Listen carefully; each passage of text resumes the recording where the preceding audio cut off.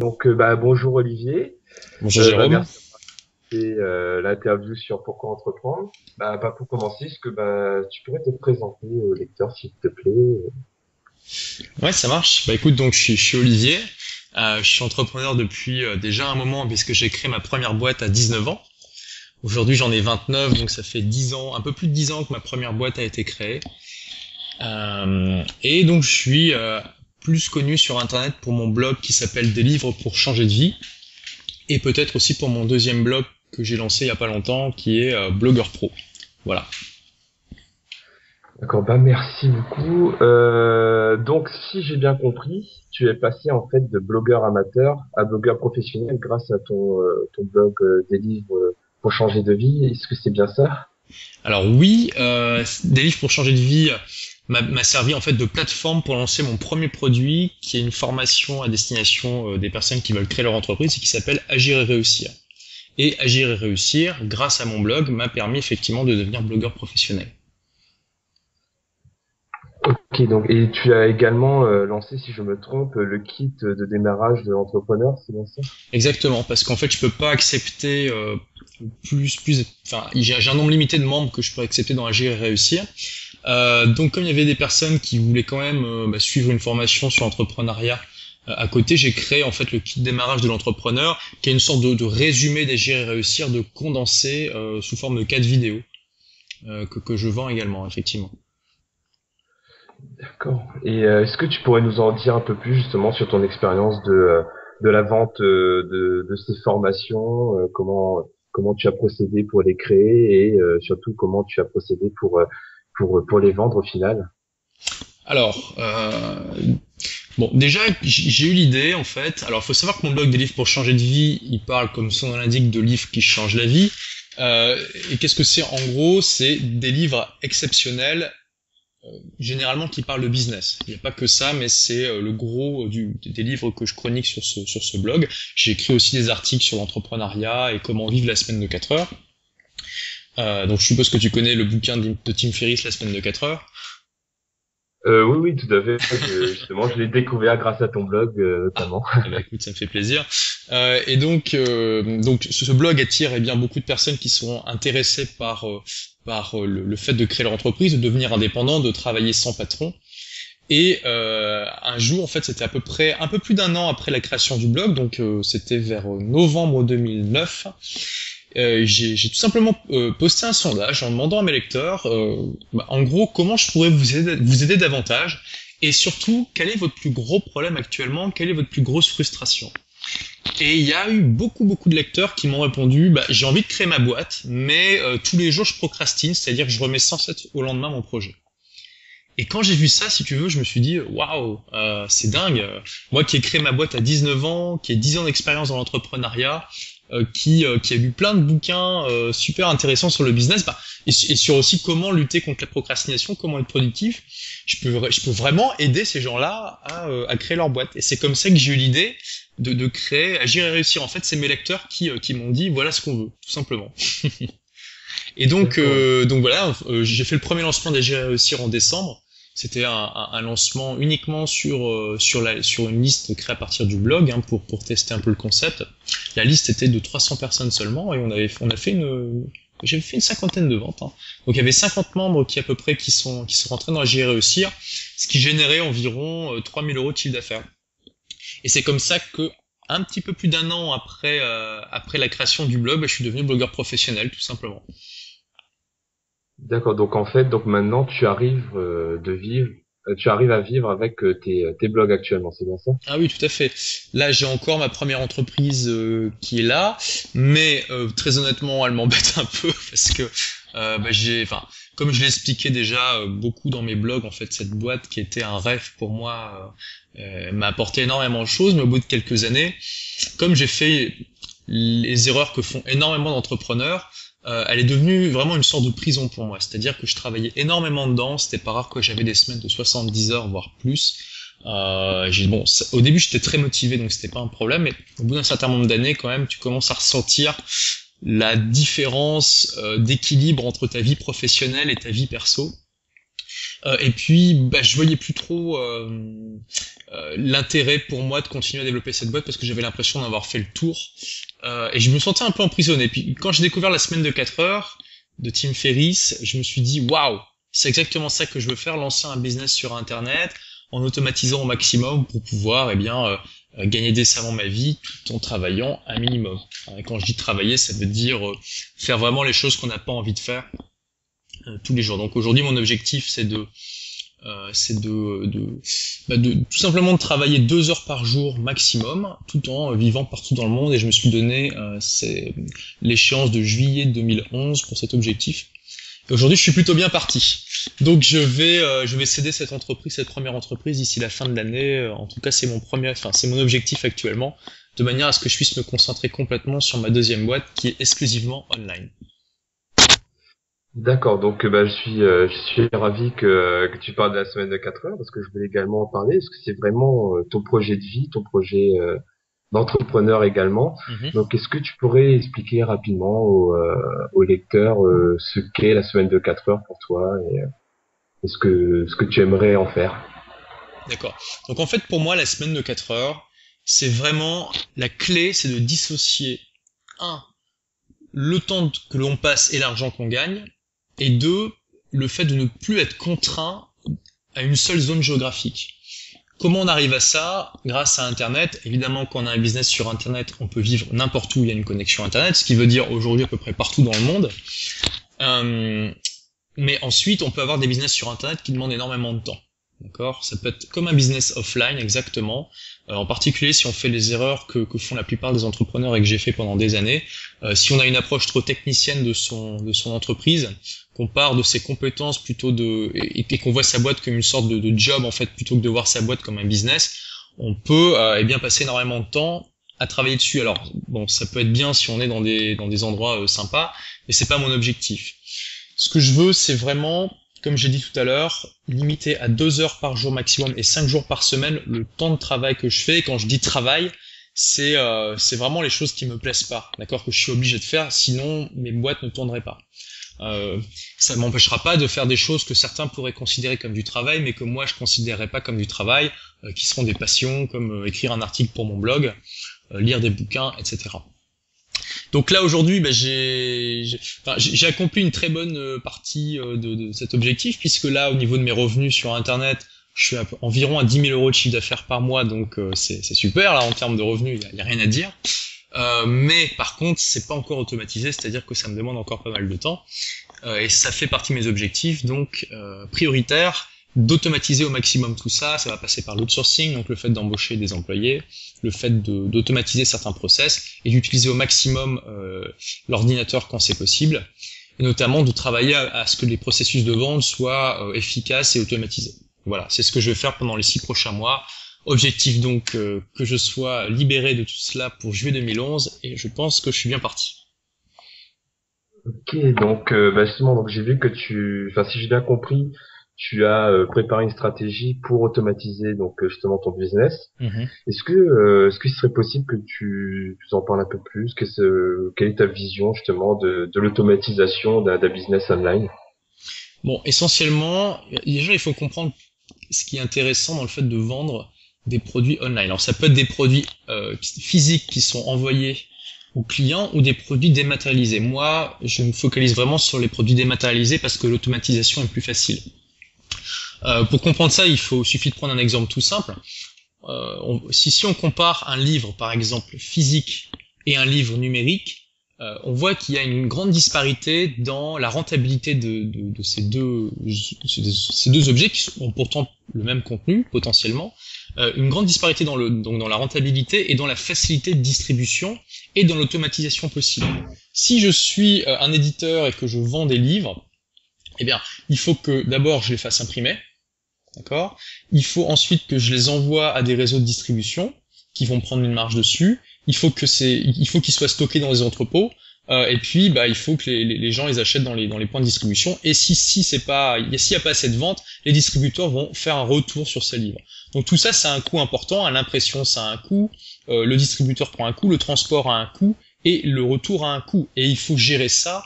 Il faut faire gérer ça par des personnes. Alors on peut automatiser ça, notamment soit en embauchant des personnes qu'on forme de manière à ce qu'elles soient autonomes, soit en passant par des sociétés externes.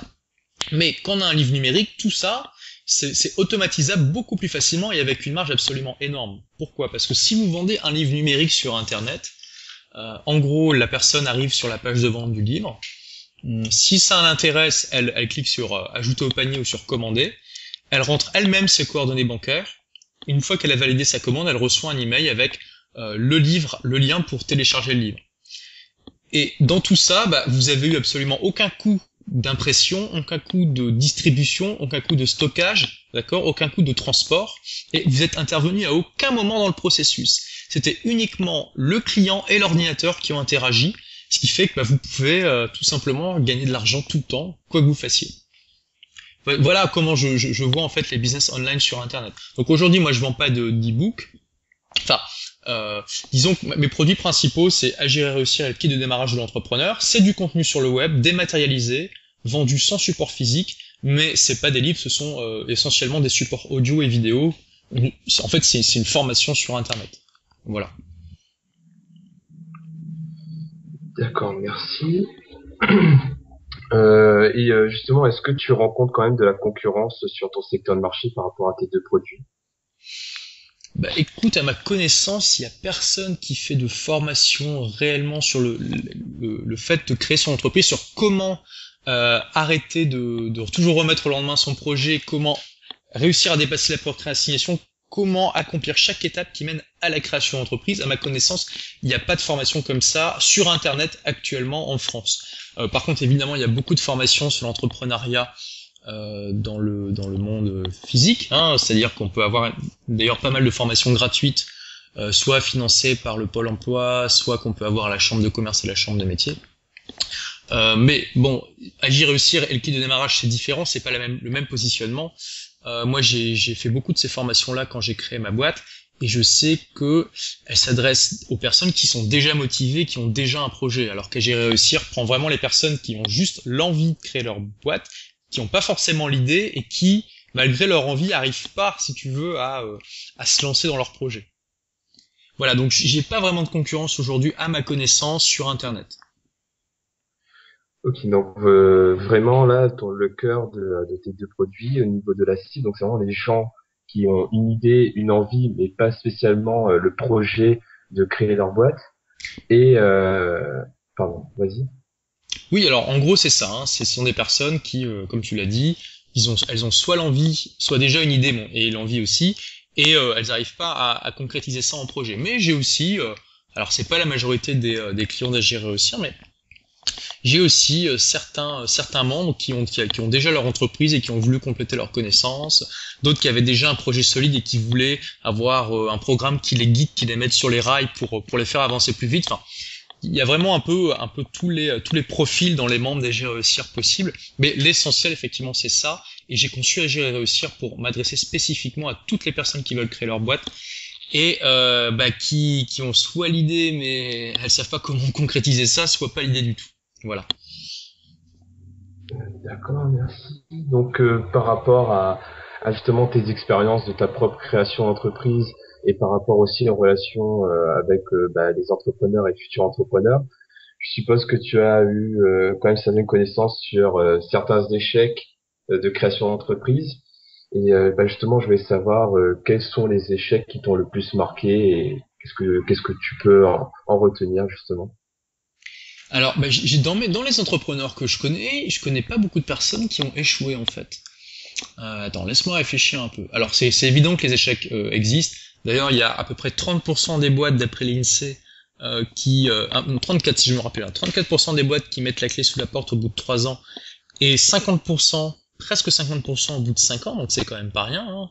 Hein. Quasiment une boîte sur deux met la clé sous la porte avant d'atteindre ses 5 années d'existence. Donc le problème est réel. Alors je me rappelle pas dans mon entourage. Alors c'est sans doute parce que les entrepreneurs que je côtoie, ils ont déjà créé leur boîte depuis un moment et qu'ils ont passé ces stades fatidiques. Néanmoins, ça fait 8 ans que je suis dans un jury de création d'entreprise et j'ai eu quelques retours en fait par rapport à certains projets. Je crois que le pire que j'ai vu, Alors je veux pas faire peur à ceux qui veulent créer leur boîte, mais le pire que j'ai vu c'était quelqu'un qui avait une famille et qui avait qui s'était retrouvé avec des dettes parce qu'il avait mal goupillé son projet et il s'était retrouvé, il avait dû compter un peu sur l'assistance publique pendant un moment, le temps de retrouver un emploi parce que sa boîte avait coulé. Alors clairement ce genre de mésaventure peut arriver. Créer son entreprise c'est un risque, hein. C'est pas quelque chose qu'on fait comme ça du jour au lendemain sans avoir bien réfléchi aux tenants et aboutissants. Alors c'est aussi une aventure extrêmement excitante et qui apprend énormément de choses, mais il y a un risque d'échec comme pour toutes les entreprises un peu ambitieuses. Pour tous les projets qui ont un peu de gueule, tu vois, pour tout ce qui a un peu d'intérêt en général, c'est pas du 100% sûr. Donc on peut on peut se planter. Ce qui est important, parce qu'il y a beaucoup de personnes qui ont peur de ça et c'est un vrai frein pour elles pour passer à l'action, c'est de réfléchir un petit peu à qu'est-ce qui peut arriver de pire en fait. D'ailleurs, Tim Ferriss en parle dans son livre. Il dit ce qu'il faut en fait, c'est définir sa peur. Parce qu'à partir du moment où on la définit, les gens on la comprend mieux et on peut faire un choix un peu plus rationnel plutôt que de se laisser guider par elle. Donc prenez simplement une feuille de papier et dites-vous, ok, si je crée ma boîte et qu'elle se plante, qu'est-ce qui peut m'arriver de pire? Ok? Puis vous prenez peut-être une demi-heure, une heure pour écrire ça. Vous allez voir que souvent, en fait, vous allez vous rendre compte que ce qui peut vous arriver de pire, c'est pas si grave. Alors certes, ça va pas être marrant, mais c'est pas ça, ça va pas vous tuer. Ça va pas vous empêcher de redresser la barre et puis de réessayer plus tard de créer une autre entreprise. Souvent, les entrepreneurs qui ont vécu un échec dans leur création d'entreprise, alors ils réessayent pas tous, hein, clairement pas, mais ceux qui réessayent ont une meilleure chance de réussite tout simplement parce qu'ils ont acquis plus d'expérience. Et ça, c'est souvent, ça a été, des leçons qui ont été apprises au prix fort. Justement, sont des leçons qui ont bien été ancrées dans l'esprit du créateur et qui lui permettent d'éviter ça quand il refait une entreprise à côté. Voilà. D'accord, merci.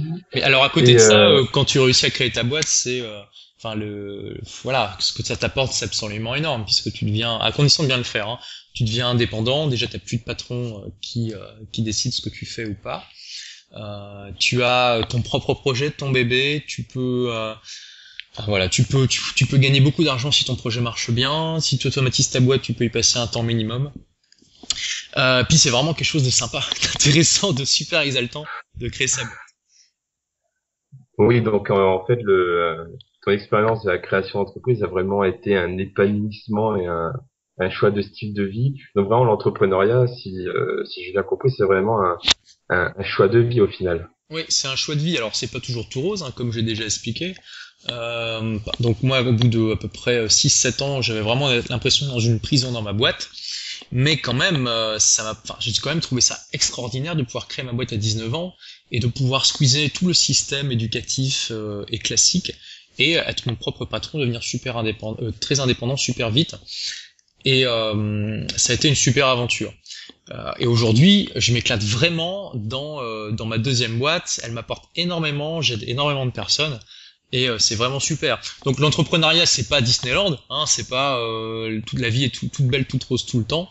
Il y a des moments un peu plus durs, mais pour moi, c'est un vrai choix de vie et je suis vraiment très très heureux de l'avoir choisi et de le vivre. Et c'est clair que je me vois absolument pas être employé aujourd'hui. Tout simplement parce que si demain j'en ai marre de cette deuxième entreprise ou que ma boîte coule, hein, imaginons, je sais très bien que je peux en créer une troisième derrière sur un autre sujet, sur un truc qui va me botter, qui va vraiment me motiver et qu'il faudra juste que je trouve l'idée et que je me lance, tu vois. C'est ça qui est génial avec l'entrepreneuriat, c'est que tu as vraiment un horizon infini de possibilités. Et surtout quand tu commences à acquérir une certaine expérience et des connaissances dans ce domaine, il y a des erreurs que tu évites. Moi, tout ce que j'ai fait dans ma première boîte comme erreur, c'est des choses que je vais pas répéter dans la deuxième, et notamment en faire une prison et bosser 70 heures par semaine, c'est clairement quelque chose que je ne fais pas dans ma deuxième boîte et que je ne ferai jamais. Donc voilà, c'est vraiment sympa d'être entrepreneur. Enfin, moi je suis vraiment très heureux d'avoir choisi ça si jeune et puis de pouvoir vivre à fond ça aujourd'hui. Et puis je remercie aussi Tim Ferriss qui, grâce à son bouquin, m'a donné vraiment une autre vision de l'entrepreneuriat que j'applique quasiment complètement aujourd'hui. Et donc, alors, si je t'écoute, donc tu as créé ta boîte à 19 ans. Donc, Oui. ça veut dire que tu n'as pas suivi de cours dans les grandes écoles de commerce pour apprendre à créer ta boîte. Donc, tu t'es lancé en fait vraiment très très tôt. Donc, tu es en quelque sorte un autodidacte. Ah Est-ce bah que tu peux... c'est pas en quelque sorte, oui, je suis un autodidacte. Ok.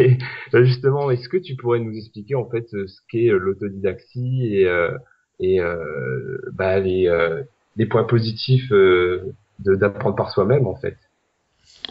Oui, bien sûr. Alors moi, effectivement, j'ai créé ma boîte, j'avais fait absolument aucune école de commerce, hein. J'aime bien dire que j'ai un bac-2 parce que j'ai quitté l'école après une première littéraire. Donc vraiment aucune préparation pour le monde de l'entrepreneuriat. Alors ça n'a pas été sans mal, hein.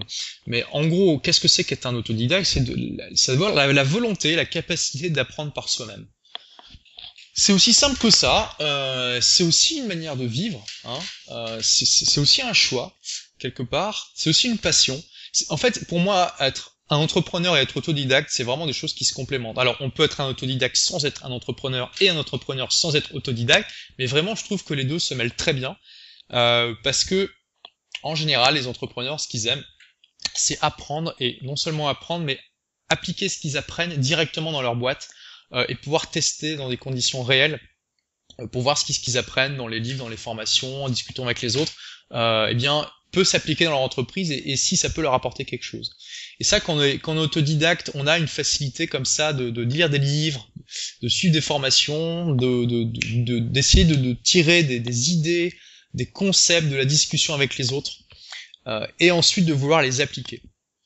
Alors pour moi, le fait d'être autodidacte, c'est surtout traduit dans ma vie au départ par le fait que je lisais énormément de livres, que je me suis formé tout seul sur des tas de sujets, et sur le fait que bah, j'ai pas peur d'apprendre aussi sur le terrain. Quand j'ai créé, en fait, l'informatique, j'ai appris ça tout seul.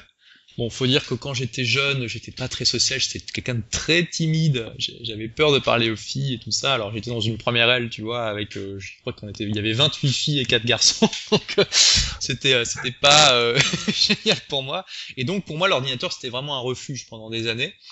Parce qu'une une machine c'est plus facilement compréhensible qu'une fille, hein. Voilà, c'est une logique qu'on peut comprendre, contrairement aux nanas. et, et, euh, et donc ça m'a permis d'apprendre en fait tout seul à dépanner un ordinateur, à savoir s'en servir, etc.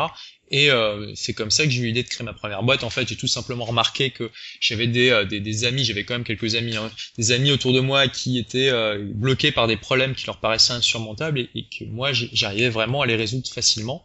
Et je me suis dit mais pourquoi je gagnerais pas de l'argent avec ça? Et à l'époque, il n'y avait pas de boîte de prestations informatiques et j'ai tout simplement eu l'idée de faire du dépannage à domicile. À la base, c'était pour les particuliers. J'ai testé le concept en passant une annonce dans un journal d'annonces et le test s'est révélé vraiment génial.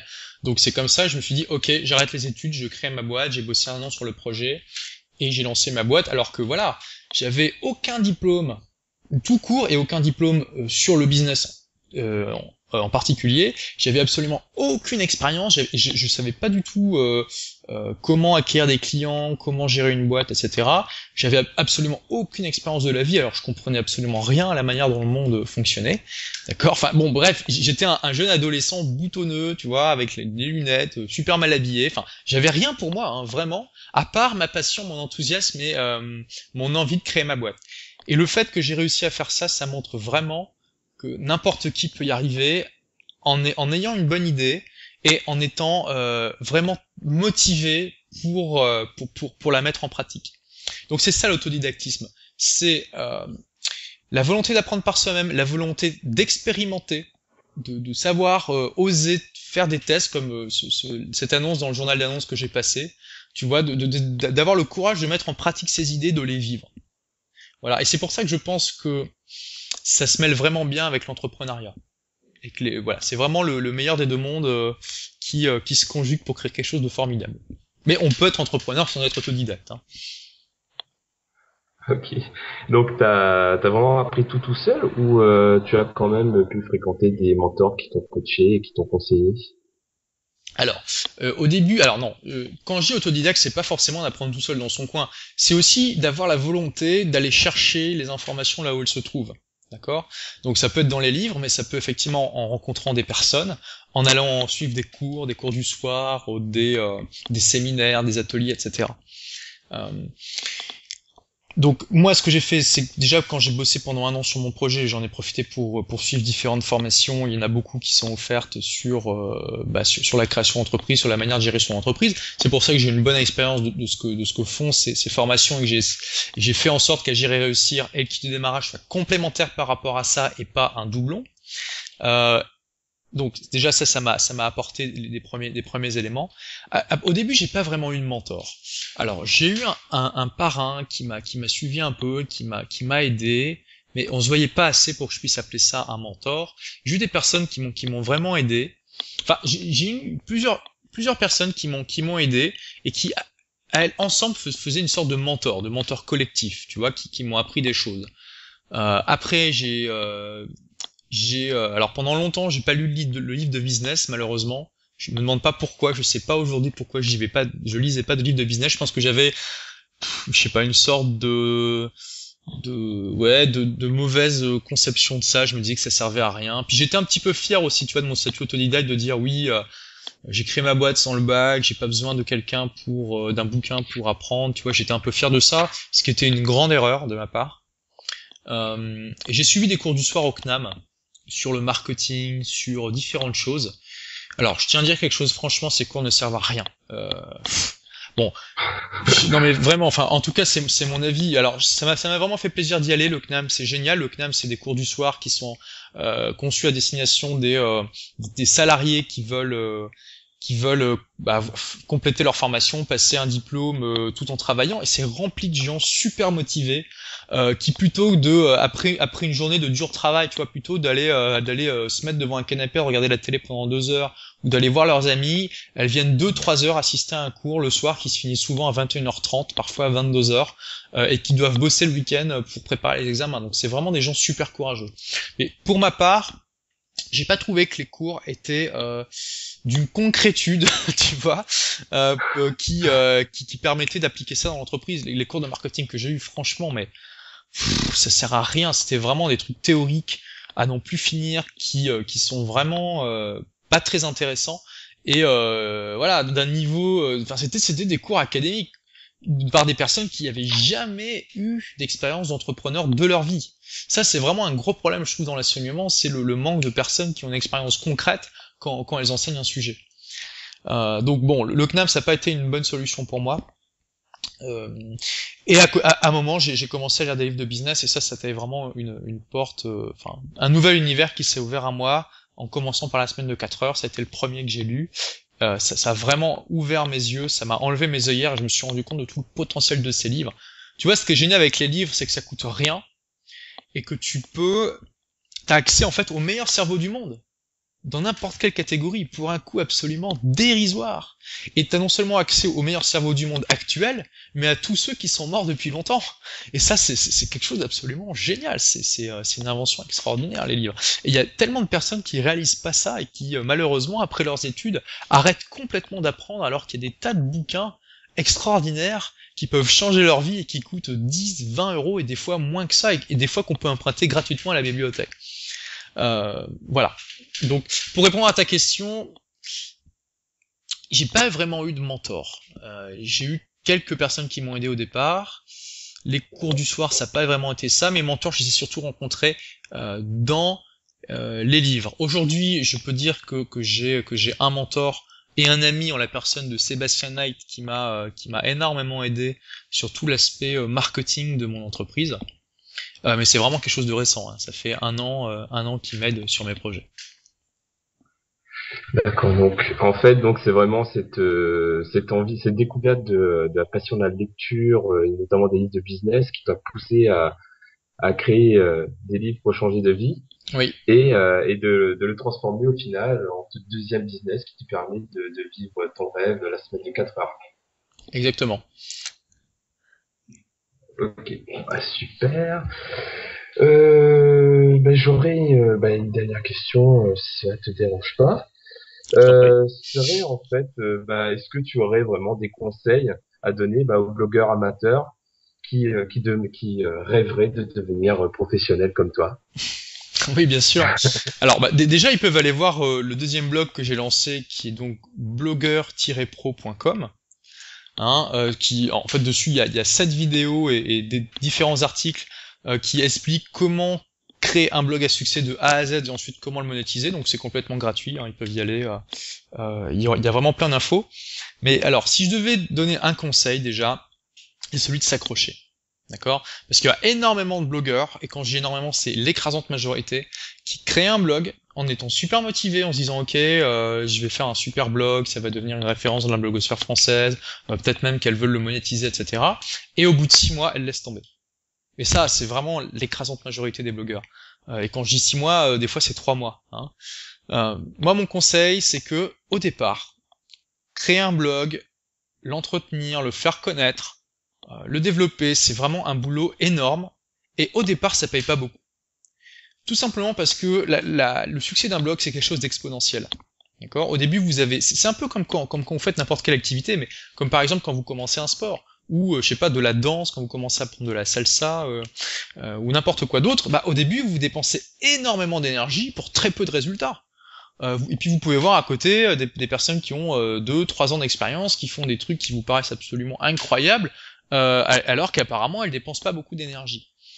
Et passer l'enthousiasme, si tu veux, de la découverte de l'activité, il y a beaucoup de personnes qui laissent tomber à ce moment-là parce que elles n'ont pas l'impression qu'elles reçoivent des récompenses à la hauteur des efforts qu'elles investissent.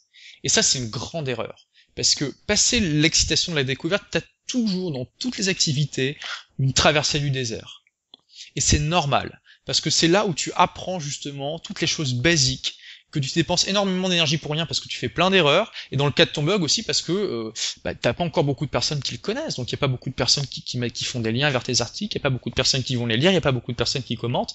Alors ça peut être dur au départ, mais faites-moi confiance. Si vous arrivez à passer cette traversée du désert, vous allez voir, à partir du moment où vous allez franchir un certain seuil, tout va être beaucoup plus facile, parce que c'est exponentiel. Plus votre blog est connu, plus votre blog est connu. C'est aussi simple que ça. Pourquoi? Parce que plus il y a de personnes qui visitent votre blog, plus il y a de personnes qui en parlent, tout simplement. Et plus il y a de personnes qui en parlent, plus il y a de personnes qui visitent votre blog, et ainsi de suite. Il y a vraiment un cercle vertueux qui s'enclenche à partir d'un certain seuil. Mais vous pouvez mettre entre 6 mois et 1 an, parfois plus, avant de l'atteindre. Et tant que vous l'avez pas atteint, il faut pas vous laisser abattre. Moi, ce que je recommande, c'est d'écrire au minimum un article par semaine. D'accord? Si vous pouvez en écrire plus, faites-le. Alors après, si vous écrivez trop d'articles, ça peut aussi décourager des lecteurs. Mais si vous écrivez 2-3 articles par semaine, je pense, dans la majorité des cas, vous allez avoir un trafic qui va grandir de manière beaucoup plus importante que si vous en écrivez qu'un par semaine. Mais au minimum, un par semaine, c'est déjà très bien. Et puis, il faut que vous fassiez du marketing, c'est-à-dire faire connaître votre blog, donc le promouvoir dans les médias sociaux, commenter chez les autres blogueurs en laissant des commentaires pertinents. Ça, c'est très important. Un conseil en or que je donne aussi, c'est en fait, chaque jour, vous postez 3 commentaires pertinents sur les blogs d'autres blogueurs. D'accord? Donc, essayez d'être dans les premiers.